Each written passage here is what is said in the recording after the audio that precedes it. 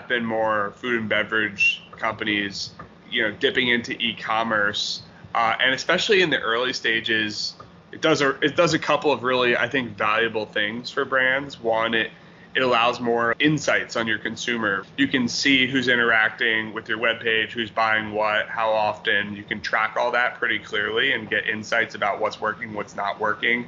Whereas when you're selling to a retailer or a food service, it's a little bit more of a black box, right? You don't know exactly what's happening, who's buying it, what their profile is.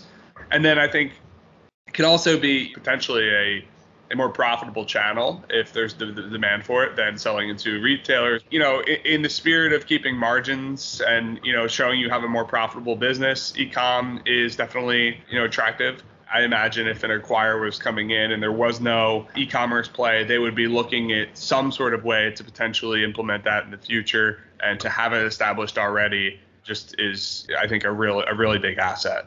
One of the values of e-com early is the ability to iterate and perfect quickly. And a lot of it, is digital in nature. So you can tweak and adjust and you get all the information and learning.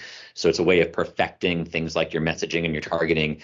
The double-edged sword for a strategic in particular coming in later to make the acquisition is once you scale a predominantly e-com based business, the role e-com plays in that business will fundamentally change. And the reason for that is once I can leave my house and go to Target, Kroger, CVS, et cetera, and get that product, will I still go online and order it by subscription in mass? And so its incrementality in terms of a top line driver diminishes, and then its role strategically and from a marketing perspective changes.